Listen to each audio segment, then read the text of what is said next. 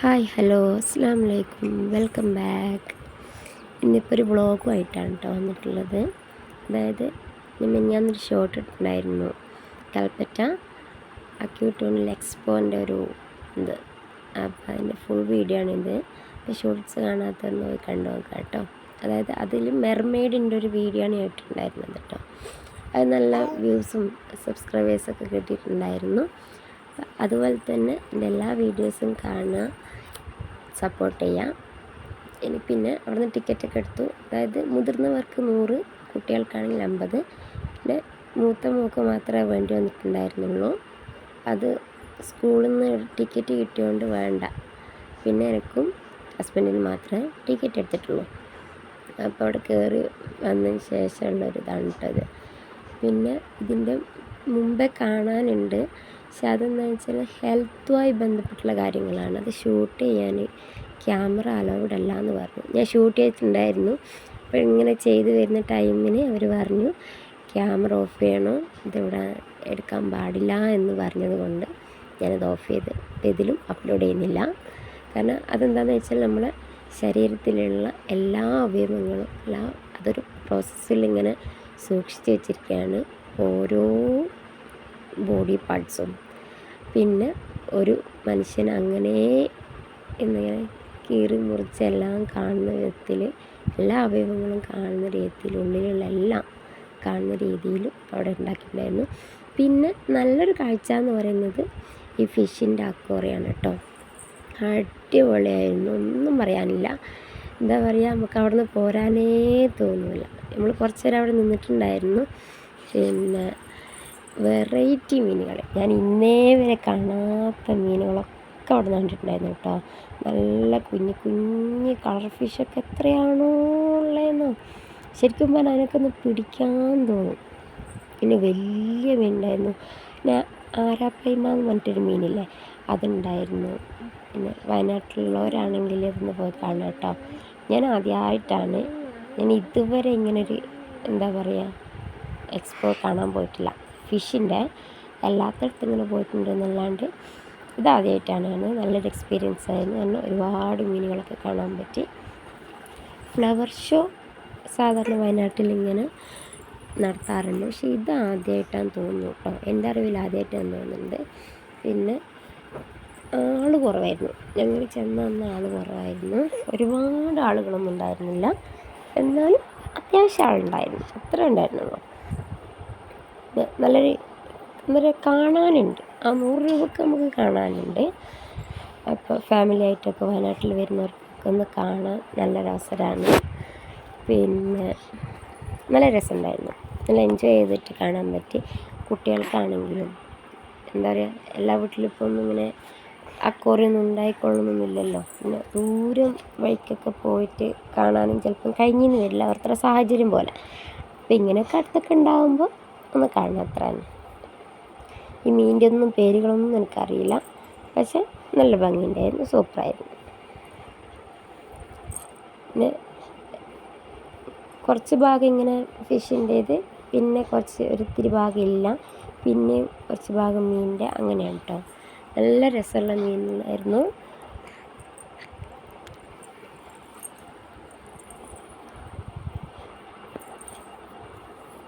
ഈ ഒരു മീൻ കണ്ടില്ലേ, ഈ ഒരു ഫിഷ് ഒരു റെഡ് കളറുള്ള, അത് കഴിഞ്ഞ വർഷം നമ്മളിവിടെ കുളത്തിൽ വളർത്തിയിട്ടുണ്ടായിരുന്നു കേട്ടോ.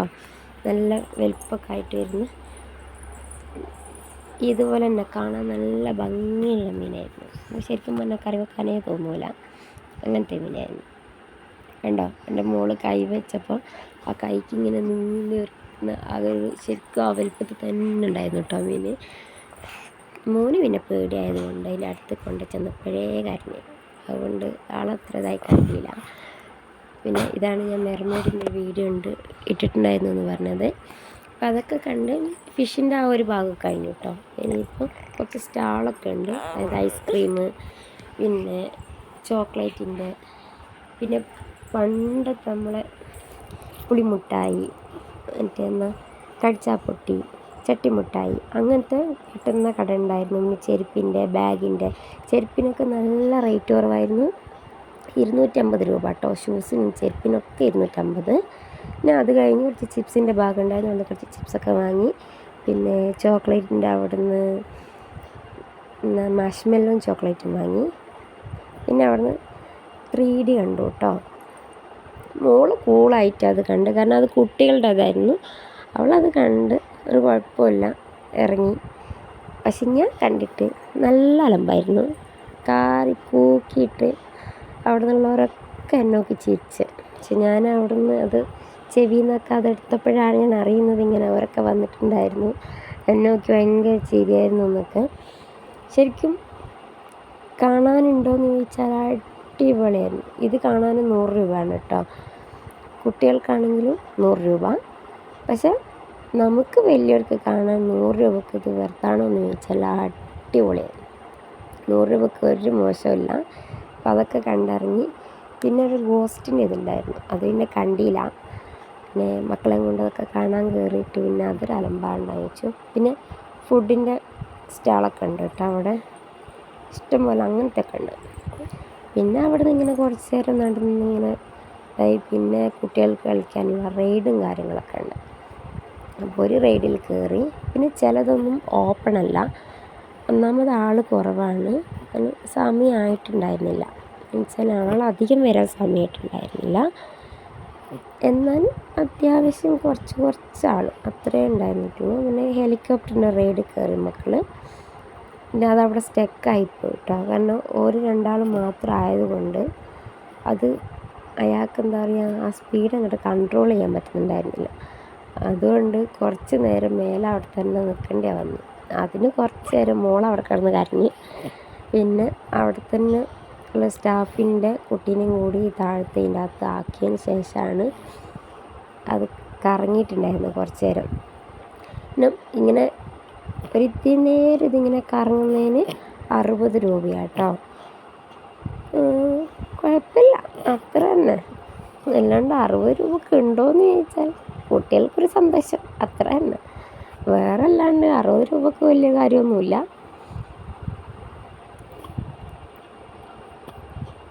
പിന്നെ ഇവിടെ ഈ ഒരു മരണക്കിണറൊക്കെയില്ല, അതൊക്കെ ഉണ്ട്. പക്ഷെ അത് ഓപ്പൺ ആയിരുന്നില്ല.